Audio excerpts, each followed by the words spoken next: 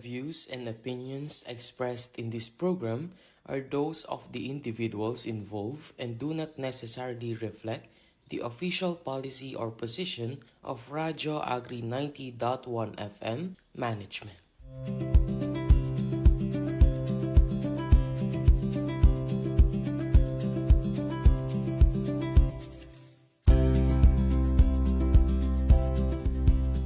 So, isang magandang araw po sa ating mga kapalay at mga ka-Radyo Agri na nakatutok na sa ating Radyo Agri 90.1 FM Filmek. Muli na naman po tayong magsasama-sama sa panibagong kwentuhan at kaalaman dito po sa ating programang Palay Bida sa Radyo Agri, ang isa sa mga program po ng Radyo Agri na patuloy na nagbibigay sa atin ng impormasyon at kaalaman. And this time, ang Palay Bida sa Radyo Agri ay mula po sa Philippine Rice Research Institute of PhilRice at katuwang nga po ang Radyo Agri 90.1 FM mula po dito sa Philippine Center for Post-Harvest Development and Mechanization of PhilMec. Tayo po ay patuloy pa rin napakikinggan sa 90.1 FM radio broadcast channel at napapanood din po live sa official Facebook page ng Radyo Agri 90.1 FM, sa DA PhilRice at gayon din sa RCEF Extension Program Facebook page. Kaya po kung meron kayong nais na batiin yung atin pong mga listeners at viewers na ayaw magpa-miss ng ating mga episode po sa ating programa. At syempre, bago po tayo magsimula sa ating panibagong kwentuhan at bago ko po ipakilala officially ang ating kapalay guest co-host for today sa mga nakatutok po sa ating Facebook page, batiin po muna natin ang buong Filmek community, of course, sa atin pong Director 4 na si Dr. Junicia Alvindia, sa atin din pong Director 3, ang ating Deputy Director Joel V. Dator, sa lahat po ng mga Division Chiefs, lalo na po sa Applied Communication na Division Chief Elijah Davalos at sa ating Administrative Division Chief na si Sir Jerry Villanoza, sa lahat din po ng mga section heads natin sa iba't ibang division ng ating Filmek at sa buong Filmek community, sa mga guards on duty natin, sa ating mga utility personnel, and sa lahat ng mga kasamahan natin at syempre sa iba pang mga nakatutok at nakikinig po sa atin sa mga oras na to. At hindi po natin dapat makalimutan batiin din ang ating mga karadyo agri at mga kapalay mula po sa Philippine Rice Research Institute sa pangunguna po ni PhilRice Executive Director Dr. John De Leon at syempre sa head din ng Development Communication Division na si Dr. Hazel Antonio. Maaari rin po kayo magpadala ng inyong mga message, mga questions, suggestions at pagbati sa ating Radyo Agri text hotline na 0962-119-7445. Gayon din po ang PhilRice text hotline na 0917-111-7423 kung meron naman po kayong mga katanungan, suhestyon at ilan pang impormasyon na nais po ninyong malaman tungkol sa PhilRice. At sa episode po natin ngayong araw, makakasama po natin ang isang bagong kapalay at isa po sa mga interns ng PhilRice na si Kapalay Dexter Cutan. Ayan, magandang araw sa iyo, Kapalay Dexter. Siyempre, welcome sa ating program na Palay Bida sa Radyo Agri. Bago tayo mag-start, siyempre, batiin mo muna yung ating mga kapalay at mga ka-Radyo Agri. Mukhang marami kang baon na mga pa-shoutout sa mga oras na ito. Okay, so ayan, magandang hapon po sa ating mga kapalay at ka-Radyo Agri na nakatutok sa Radyo Agri 90.1 FM Filmek. Ako po pala si Kapalay Dexter, ang inyong guest co-host para sa hapon na ito. So, bago po tayo magpatuloy, may nais lamang po akong batiin, so medyo mahaba-haba po ito. Mahaba po, isang buong kopon band po. Joke lang. Sige. So, nais ko pong batiin ang aking mga kaklase at kaibigan mula sa Bukidnon. Espesyal na shoutout kina Ella Panis, Mabel Mangornong at sa marami ko pang mga kaibigan dyan na nakikinig at sumusuporta ngayon. Shoutout din po sa aking advisor na si Ma'am Whitney Jen Borja at sa buong Central Mindanao University Development Communication Society. So, nais ko din pong batiin ang aking mga mentors at kasamahan sa Philippine Rice Research Institute, lalo na sina Sir Ruel Maramara at Ma'am Grace Tidoy, pati na rin ang mga kasamahan ko sa Development Communication Division. Isang pagbati rin sa aking mga kapwa interns na sina Trexy Lusdok at Lorraine Pilayo na nakikinig po ngayon. Yes. At syempre, isang taus-pusong pasasalamat sa aking mga magulang na nanonood din ngayon. Oo, support. Yan. Maraming salamat po sa inyong walang sawang suporta. Yan, okay. So muli magandang hapon po sa inyong lahat at maraming salamat sa patuloy na pagtutok dito sa Radyo Agri 90.1 FM Filmek. Yun. So, from Central Mindanao University po yung ating mga kasamang focus sa mga susunod na linggo. So, abangan nila next week yung iba pa nating mga makakasama. Ayan. So, bago tayo magsimula sa ating topic, Kapalay Dexter, baka pwede mo muna ibahagi sa ating mga viewers at listeners, ano ba ang Palay Bida? So ayan, patuloy na pinagkakatiwalaan ng PhilRice ang potensyal ng radyo sa pagbibigay ng makabuluhang impormasyon sa pagpapalayan. Lumabas sa isang report ng NTC na sa 1,000 active radio station sa bansa, 300 o 300 sa mga ito ay engaged sa mga agriculture programs.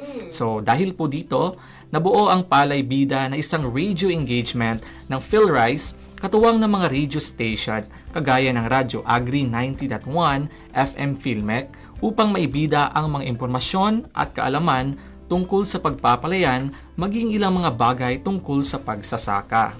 Okay. So, syempre, bago tayo magtungo sa ating topic for today, magre-recap muna ako dahil baka hindi mo rin napakinggan na last week or medyo na-miss mo rin yung ating talakayan. So, last week po ay nakapanayam natin. Ayan, sa ikalawang pagkakataon, si Kapalay Jonathan U. Cabral mula sa Community Relations Office ng PhilRice. At dito, ibinahagi niya ang kanyang expertise tungkol po sa konsepto ng sabog tanim at lipat tanim. Partikular yung mga dapat pong i-consider, alin yung maswak na gamitin na method para sa ating mga kapalay. Gayun din yung mga pagkakaiba at mga pagkakatalo na rin yung mga differences when it comes sa gastos at sa kita.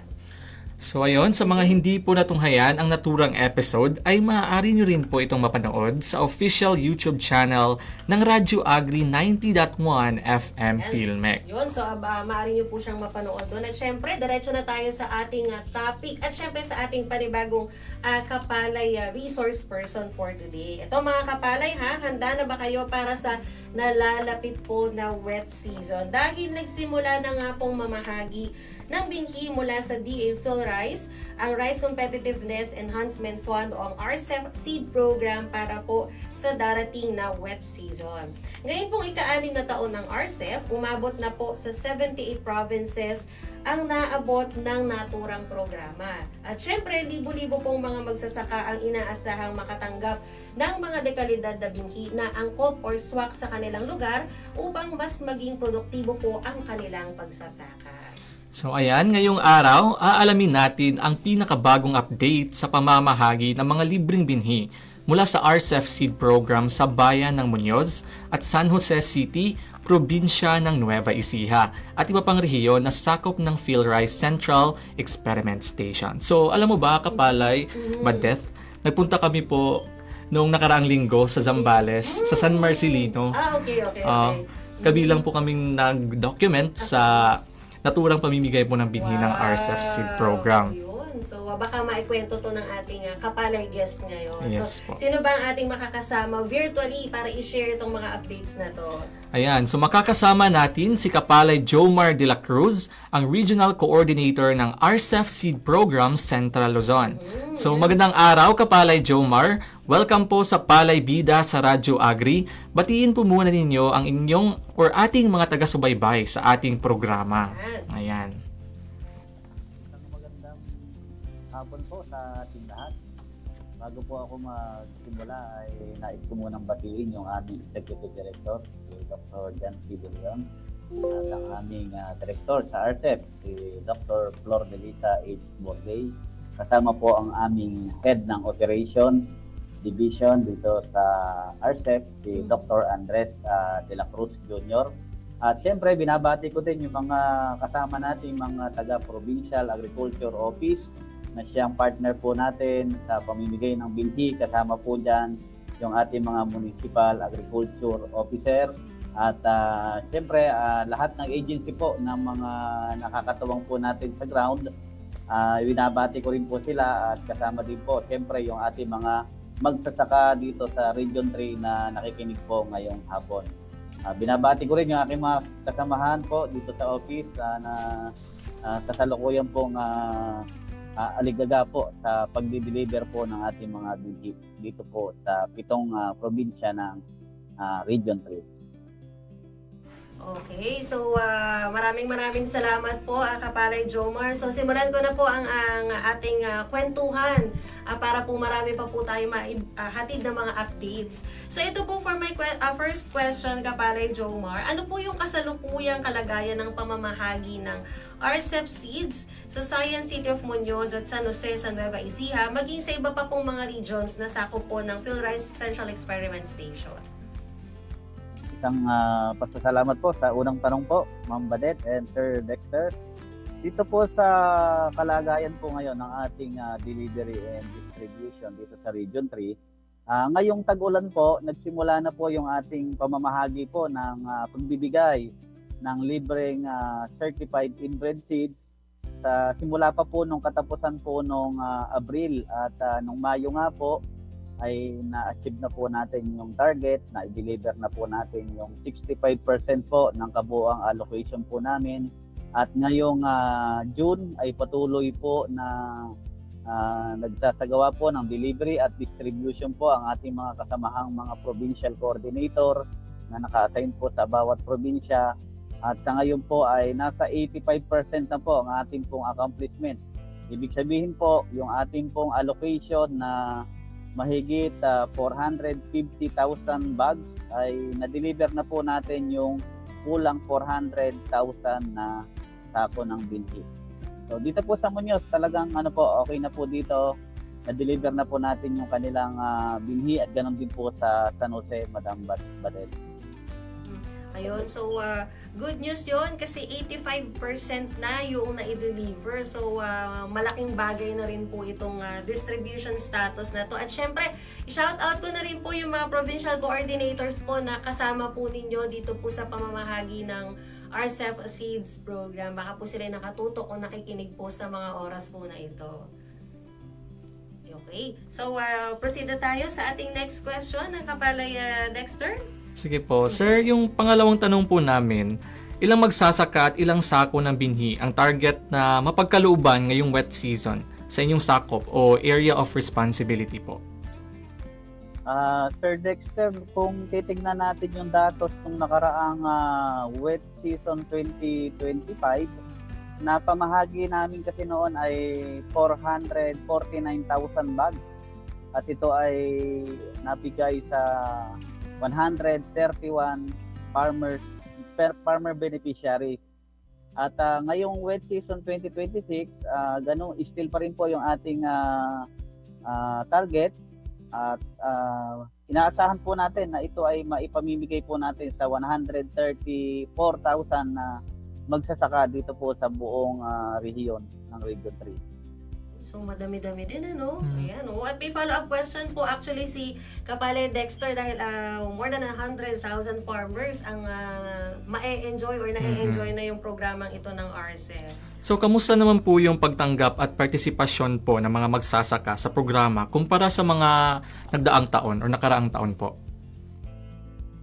Kung makikita nyo yung mga reaction ng mga farmer na natulungan natin na nabigyan ng binhi, ay syempre masayang-masaya sila sa mga natatanggap nila every season kasi bihira yung ganitong pagkakataon na binibigay sa kanila ng libre, wala pong bayad. At saka nagkaroon din po sila ng access syempre sa mga dekalidad na binhi natin na dati ay wala po silang ginagamit na ganitong high quality seeds, Kumbaga kung saan-saan pa po sila humahanap ng mga dekalidad na binhi para lang maitanim po nila. Dito po sa lugar po natin sa Aurora, sa Pampanga at saka sa Zambales ay talagang tuwang-tuwa po yung mga magsasaka na nabibiyaan po natin doon po sa mga liblib na area po na yan. Kung ikukumpara kasi noong araw ay talagang nung wala pang RCEP ay puro buffer seeds yung mga naibibigay sa kanila at saka kung titignan natin ay yung feedback nila ay matagal na raw pong inani. At yung iba ay medyo sablay pagdating sa germination na tinatawag. Kaya yung mga magsasaka po natin, Sir Dexter, ay talagang tuwang-tuwa dahil ito po ay talagang nakakatulong po sa kanila ating libreng binhi. Yes. Yun yung mainam po doon kasi talagang not only dahil libre po siya, pero hindi po kompromiso yung kalidad ng binhi na kanila pong itatanim. Kaya po nakakatuwa ding malaman na talagang sobrang appreciated po ng ating mga magsasaka. Ito pong effort po ng RCEP. At gayon din, maibanggit ko lang din Kapalay Dexter. Alongside with the seed program kasi ng PhilRice, of course dito din sa ating ahensyang PhilMec ay meron ding RCEP mechanization component naman. So machineries naman yung ipinagkakaloob ng PhilMec sa mga qualified beneficiaries kung saan syempre para mas maging efficient yung kanilang pagtatanim, yung kanilang yung proseso nila hanggang sa pag-aani. At the same time, ay hindi rin kompromiso yung kalidad ng kanilang ani at syempre yung kita din nila. So malaking katipiran din siya if ever. At I think meron ka rin may share na experience in relation to this, Kapalay Dexter? So, ayun po, nabanggit ko po kanina na pumunta po kami ng Zambales. Yes, okay. So, sa bayan po ng San Marcelino, so sa barangay ng San Rafael, isa po ako doon sa mga intern na nagdokumento po sa event. So, makikita ko po talaga na masaya po yung mga magsasaka. Mga farmers natin. Kasi nailalapit po yung mga binhi sa kanila. Kasi dati, pumupunta pa sila ng bayan, kaya napapalaki yung gastos nila. Oo, yun din. Kumbaga, this resonates din dun sa sinabi mo kanina, Kapalay Jomar, na talagang seeds na po ang lumalapit sa ating mga kapalay na mga magsasaka. Kaya laking tulong din, kagaya yun in terms of kita na pupunta pa sila sa bayan. Talagang as long as you're qualified, of course may proseso din naman po ang seeds program ng RCEP. At once na qualified ka doon, talagang sure ball yun na talagang andyan na yung binhi, itatanim na lang siya. Ayan. And speaking of binhi, ayan, for my next question po, Kapalay Jomar, ano-ano po mga varieties naman ng palay ang ipinamamahagi under RCEP Seed Program at paano po pinipili ito para sa bawat lugar? Ayan, magandang katanungan din po yan. Para sa kaalaman po ng ating mga magsasaka, marami ho tayong pinamimigay po at hindi lang po isang variety po dito sa RCEP. Ito po ay binubuo po ng may tinatawag kasi tayong variety na mataas umani, masarap kainin, at syempre yung mga variety po natin na po pwede sa mga adverse condition. So ito pong mga variety po na ito, yung mga pinamibigay po ng RCEP. Doon po sa mataas umani, siya po yung halimbawa yung NSIC RT 222, 216, at may bago kami ngayon yung NSIC RT 680, yun yung mga matataas umani. Kasama rin po dyan yung pong masarap kainin na mga binhi na katulad po nung NSIC RT 218, NSIC RT 160 at NSIC RT 480. Yung nabanggit ko din na pang-adverse, itong 534 at sa mga susunod na season ay pamamahagi ulit natin yung NSIC RT 402. Yun po, Kapalay Mambadet and Kapalay Dexter.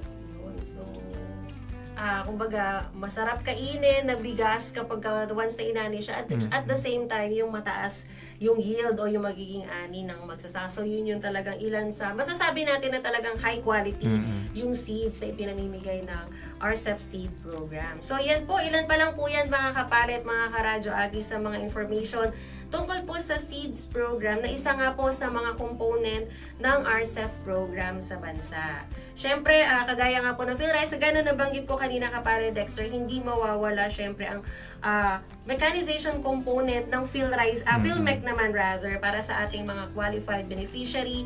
At syempre, alongside ng PhilMec at PhilRice, nandyan din ang iba pang mga implementing agencies na katuwang ng ating mga kapalay para sa mas masagana at efficient na pagsasaka at the same time empowerment din para sa ating mga magsasaka. At syempre, mamaya po sa pagpapatuloy ng ating talakayan, marami pa pong maibabahagi ang ating kapalay guest hinggil po dito sa RCEP Seeds Program. Kaya po stay tuned lang po kayo mga kapalay. At bago po tayo magpatuloy, ayan, meron ng ilang mga pagbati at comments sa atin pong RCEP Extension Program Facebook page. Ayan, simulan mo na Kapalay Dexter. Ayan po, shout out po kay Ma'am Girly Franco na nanonood sa mula sa munisipalidad ng Senator Ninoy Aquino Sultan Kudarat. Hi po ma'am, magandang hapon po. At ito mula naman sa ating suki na rin, as always, every Wednesday yan. Maraming salamat sa pagtutok.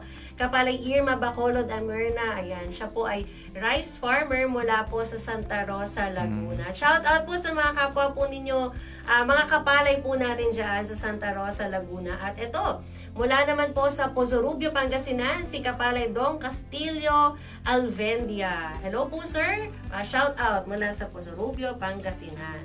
Ito naman po mula po sa ating PhilRise sa Facebook page, mula kay Kapalay Pabs Cabasite Jr.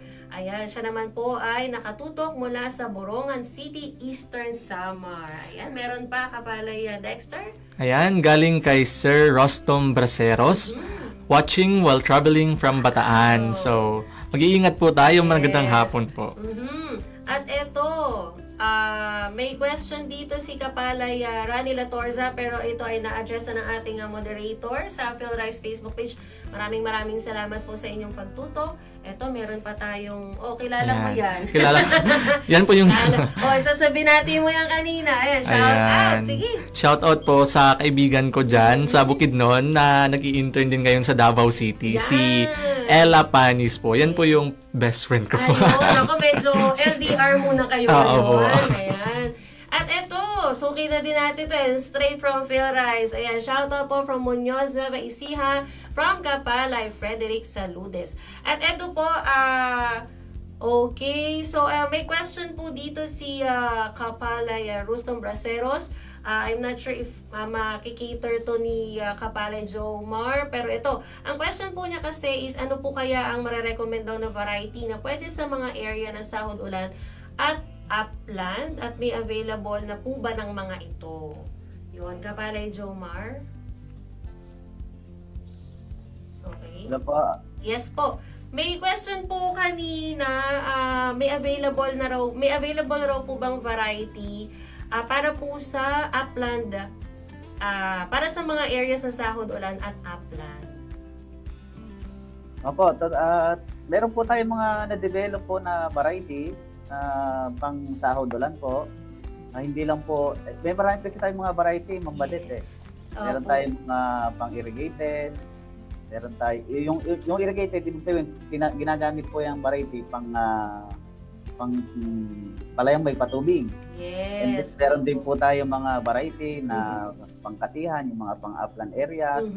At may mga salin na variety rin po tayo para doon sa mga part ng coastal area, ng yung mga napapasok po ng tubig alat, mga ganun po. Yes, po. And dito po sa rainfed area, meron din po tayong mga variety na pasok po dito sa ecosystem po na ito. Kaya marami po tayong variety po.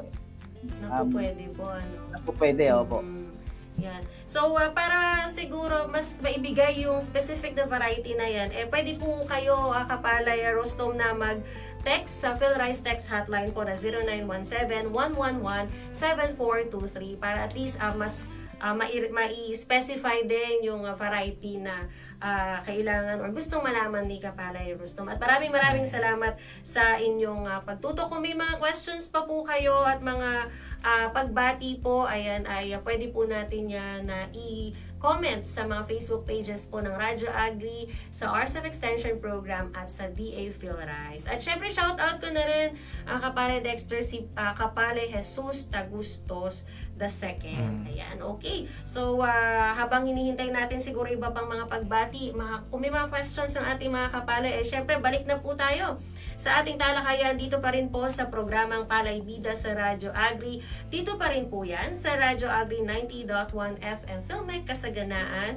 para sa bayan. At syempre, kami pa rin po ang inyong mga kasama sa mga oras na ito, ang inyong Kapalay Badef mula po dito sa Filmek, Badef Grospe. Kasama ko pa rin ang aking guest co-host na si Kapalay Dexter Cutad mula po sa PhilRise. Ayan, so maaari pa rin po kayong magbahagi ng inyong mga pagbati at mga katanungan sa comment section sa ating live airing ngayon sa mga Facebook page ng Radyo Agri 90.1 FM Filmek, DA PhilRise at RCEP Extension Program. So nakalive po tayo doon. Yes. Maaari rin po kayong mag-text sa ating radio Agri text line 0962-119-7445 at ang PhilRice text hotline na 0917-111-7423. At sa mga hindi pa naabutan ang simula ng ating talakayan ngayong hapon o sa mga hindi totally nakapakinig, Yes. muli niyo rin po itong mapakikinggan ang episode na ito sa Sabado ng hapon sa 90.1 FM ng inyong mga radyo. So, every weekends po yan sa 90.1 FM. At syempre, balik na tayo sa ating talakayan tungkol pa rin sa SEED program component ng RCEP. Kasama pa rin po natin virtually si Kapalay Jomar de la Cruz. Ayan, so Kapalay Dexter, for our next question. Ayan, so Sir Jomar, sino-sino ang mga kwalipikadong makatanggap ng libreng binhi mula sa RCEP SEED program? Ayan, Sir Dexter, ayon po sa batas, yung pumasa po nung na naipasa nung RA 11203 na naamyendahan po ngayon ng RA 12078, yung mga magsasakang kwalipikado po makatanggap ng ating libreng binhi ay yung pong mga magsasaka na rehistrado po sa tinatawag nating RSBSA. So yun lamang naman po yung nire-required po dito. At siyempre, kailangan kung ikaw ay rehistrado sa RSBSA, ay kailangan encoded ka din sa FFRS na tinatawag natin yung Farmer and Fisher Folk Registry System. At siyempre, ikaw ay nakatira doon sa mga lugar na target po ng RCEP SEED program. Mas mainam po kung sila po ay member din po ng DA clustered, accredited cluster and farmer cooperative, mga ganyan. Siyempre kasama din yung mga irrigators association at saka iba pa pong mga organisasyon po na kinabibilangan po ng ating mga magsasaka. Yan. So, kailangan member ng RSASB, tapos merong member sila ng DA clustered na mga associations, irrigators associations, mga cooperatives natin. Kaya po yun, shout out sa ating mga FCAs at sa mga ano din natin, mga member ng mga iba't ibang irrigators associations po sa buong bansa. And may follow-up question ka, Kapalay Dexter? Opo. So, Sir Jomar, meron po bang mga dokumentong kinakailangan o ano ang mga dokumentong kinakailangan po para i-request ito upang makapag-avail ng libreng binhi po? Ito po bang tanong na ito, sir, ay about sa distribution na po? Yes po, Opo. kung meron pong mga documents, aside po dun sa nabanggit po ninyo na qualified or registered po sila or member ng mga associations po. Ayun, kung sila po ay kwalipikado na-register na po, during distribution po, wala naman na po tayong ibang hinihingi, kundi po yung kanilang mga identification card. Bilang patunay na sila po yung kumukuha po ng binhi.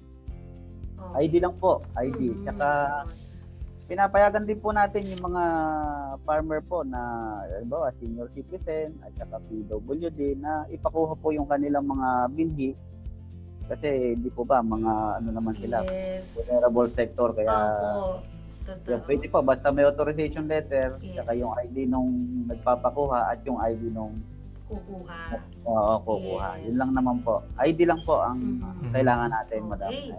At least wala na silang kahit na anong kailangan dalhin. Basta Madali na sa kanila. Yes, at saka yun nga, basta pasok doon sa mga nabanggit na qualifications kanina ni Kapalay Jomar ay pwede na po yun. At ID lang. And yun nga, kung ikaw ay member ng vulnerable sector, wag po kayong mag-alala dahil kailangan lang po nilang dalhin yung ID nung kukuha, ID po noong it's either kung senior citizen or PWD, at syempre authorization letter na pirmado po nung talagang beneficiary or qualified na kukuha or makakatanggap nung RCEP SEED program. Ayan. So, eto naman po, paano po, ano po yung mga dapat gawin naman, Kapalay Jomar, nung mga magsasaka na, kumbaga pasok doon sa nabanggit po ninyong requirements or qualifications, pero hindi pa po nakatatanggap ng kanilang libreng dekalidad na binhi. Ano po yung mga dapat nilang gawin?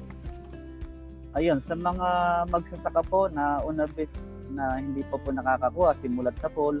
Pero I think wala na po sa ngayon, Ma'am Badet, na ganyan kasi halos lahat naman po na napupuntahan namin, palagi namin tinatanong na talagang kung sila ba ay nakakakuha ng binhi, lahat sila ay oo naman yung sagot nila. Kaya pero kung just in case na talagang wala pa talagang yung farmer ay bago, Magtungo lang po sila doon sa ating pong Municipal Agriculture Office. Yes. Sakop po yun ng bayan na kung saan po sila nakatira at kung saan po yung bukid po nila. Doon po magpipill up po sila ng RSPSA form at isasubmit lang naman po yung mga dokumentong kinakailangan po na nagpapatunay na sila po ay magsasaka at may sinasakang bukid. Okay, so ganun lang po kadali. Kaya po yan, syempre andyan po katuwang of course ng mga DA-attached agencies kagaya po ng PhilRice at PhilMec, ang ating mga municipal and city agriculture offices sa inyo pong mga lugar at syempre ang mga provincial agriculture offices din po na nasasakop of course ng distribution po ng PhilRice Central Experiment Station. Ayan, for our next question na, Kapalay Dexter. So sir, ito naman po. Ano ang mga benepisyo po na naidudulot ng paggamit ng certified inbred seeds mula sa RCEF seed program po?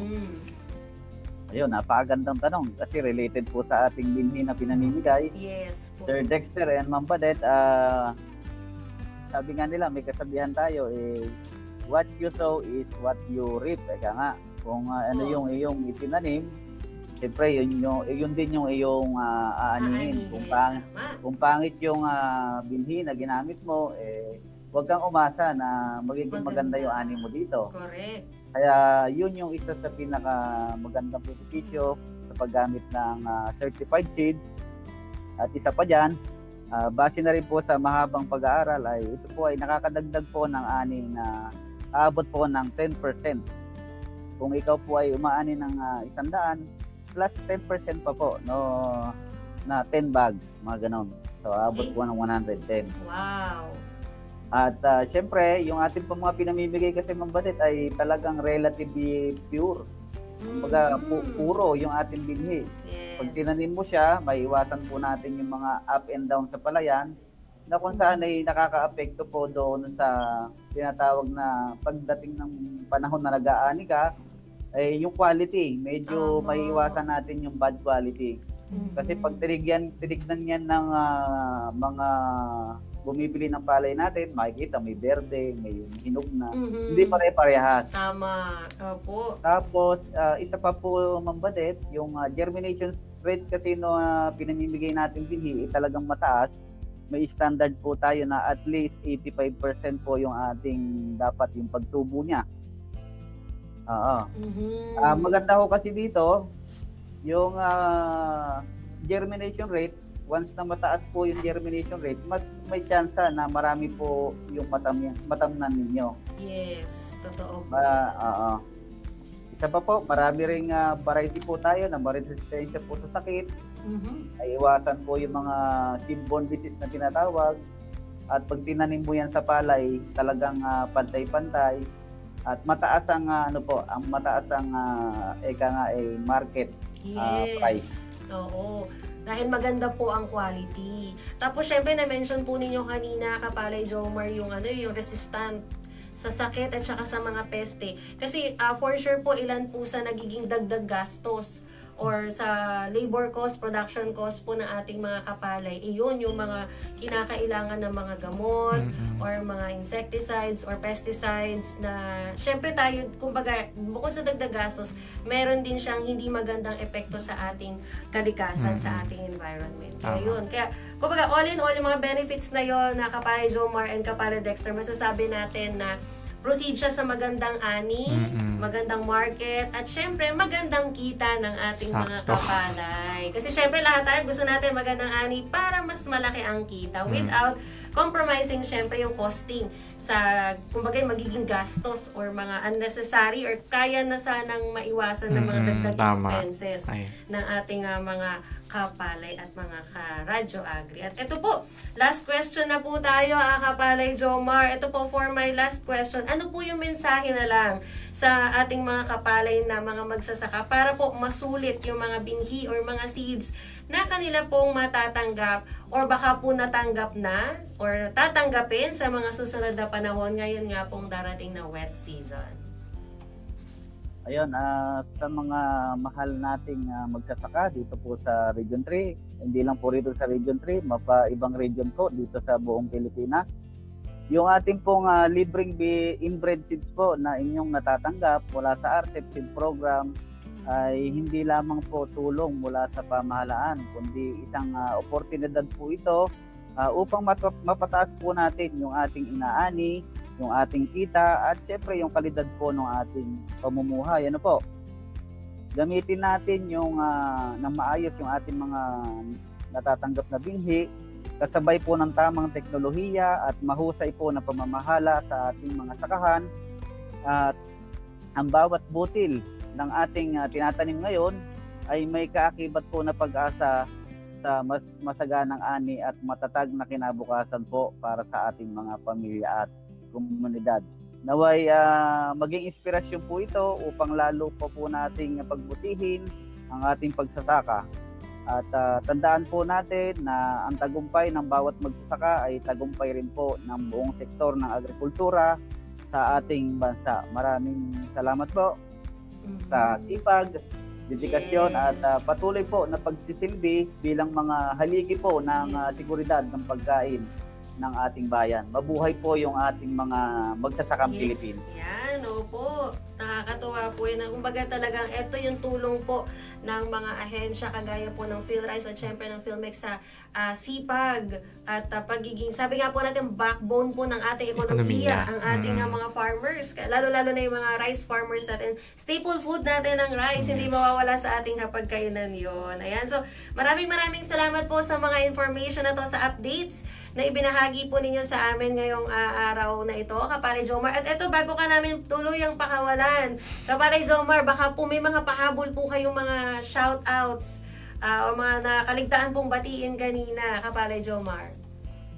Ayun, binabati ko lang po lahat ng mga ka-office mate ko na talagang kasi nararamdaman ko yung talagang hirap at pagod po nila araw-araw. Opo. Talagang sakripisyo sa loob po ng 2 hanggang 3 buwan para maihatid po itong mga sinasabi po natin para sa magsasaka. Yes. So ganun pa man po ay kami po ay natutuwa kahit napapagod dahil nakikita po natin yung mga ngiti po ng ating mga magsasaka. Pag nakikita po namin na masaya po silang nare-receive po yung ating mga bill. Tama. So yun lamang naman po, Ma'am Badet. Yeah. Dexter, marami pong salamat. Opo. At ayun nga, nabanggit mo kanina, Kapare Dexter, kumbaga talaga na-witness mo kung gaano ka-happy yung ating mga rice farmers sa dinidistribute nga ng mga seeds under RCEP Seed Program. Ayan. So, Kapare Dexter? Ayan, so maraming salamat po, Kapalay Jomar. Para po mapakinggan ang ilang success stories ng ating mga kapalay, narito po ang ilang mga kwento nila. Dito po ay matutunghayan natin ang ilan sa mga naitulong ng RCEP sa ating mga magsasaka.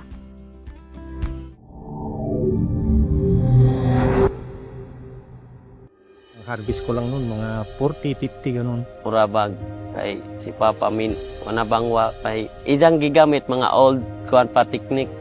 Gusto ko nga baguhon ang mga pamaagi sa pagpangumak. Wala matter kung gamay akong masakan, magbanaban lang galing mi. Wala may nga specific yun nga kanang technology.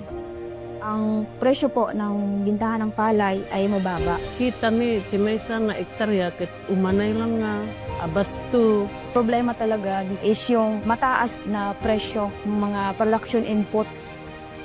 Noon, ang pagsasaka ay parang nakalimutan na sa sistema ng agrikultura.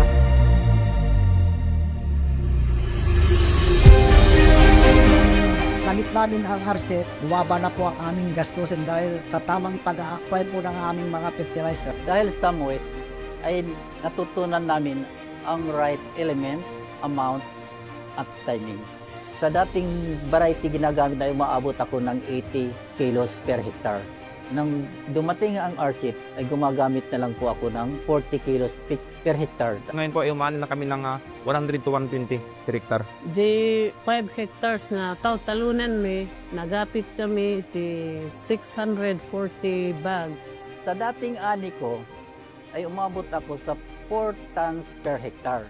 Nang dumating ang palay sikatan, ay umabot na po ako sa 6.9 tons per hectare. Dakkel ti yaman ko iti RCEP na dati 500,000 nga kita mi. Makapalaking bagay po ang programa ng RCEP, lalo na ang palay sikatan. Umangat po ang aming kabuhayan.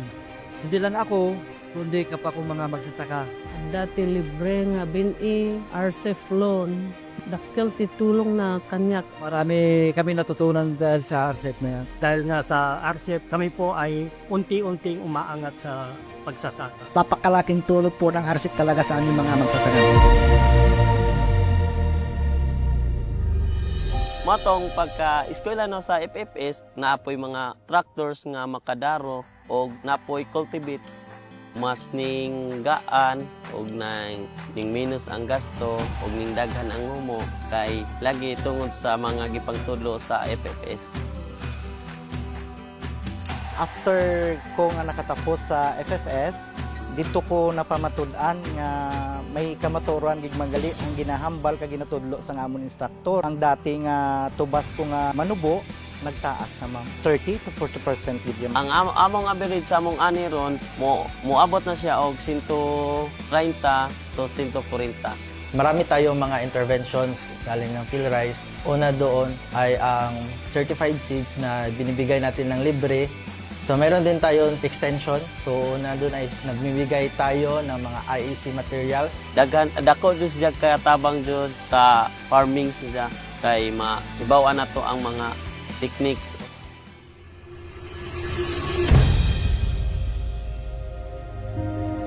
Akong ani, niabot ko og 26.6 sacks tuon na. Yung kinukuha ko lang sa dati na mga binhi dito lang sa kapitbahay ko ay mababa, nasa 60 to 70 lang ang 1 hectare.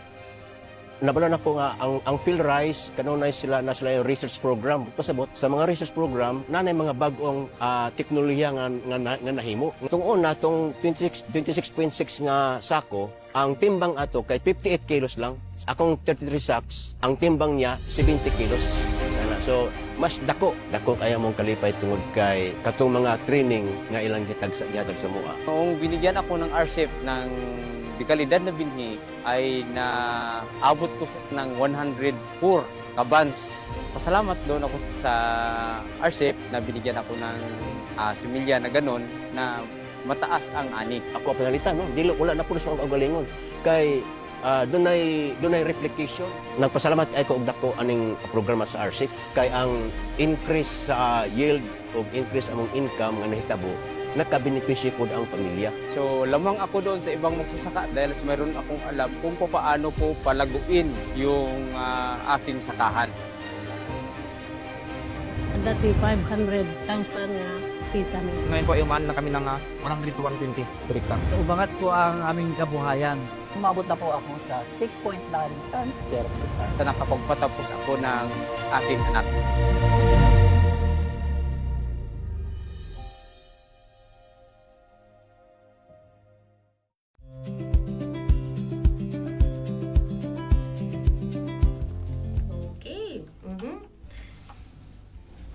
So, diretso na tayo sa ating palay tanungan segment. Pero bago natin i-reveal yan, ano ba yung ating palay tanungan question last week? Okay, so mula sa tanong na tama o mali, nasa 40 to 80 kilo ang inirekomendang dami ng binhi kung isasagawa ang paraang sabog tanim o direct seeding. Ang sagot po ay tama. So, tama po na 40 to 80 kilo ang recommended po na dami. Ayan. Ayan, okay. So, sige. It's time na para naman i-reveal yung ating palay tanungan ngayong araw na ito. Ayan, so para po sa ating mga kapali na nakikinig at nanonood, itatype lamang po ninyo sa inyong mga cellphone para sagutin yung palay tanungan. DZDJ space ang inyong pangalan, space ang inyong bayan at ang inyong sagot sa PhilRice Text Hotline na 0917-111-7423. Yan. Okay, so for our palay tanungan na question of the day, tama o mali pa rin po ang inyong isasagot. Ang mga binhing ipinamamahagi sa ilalim ng RCEP Seed Program ay mga certified inbred rice seeds na libre para sa mga kwalipikadong magsasaka. So uulitin ko po ang ating palay tanungan ngayong araw. Tama o mali ang mga binhing ipinamamahagi sa ilalim ng RCEP Seed Program ay mga certified inbred rice seeds na libre po para sa mga kwalipikadong magsasaka. Again po, ayan na, itetext lamang po ninyo ang DZDJ space, pangalan, space ang inyong bayan, space ang inyong sagot sa 0917-111-7423 at syempre, i-acknowledge po natin ang mga sasagot po ng correct sa atin pong next episode at syempre kasama rin po sa raffle na i-announce po natin sa mga susunod na araw.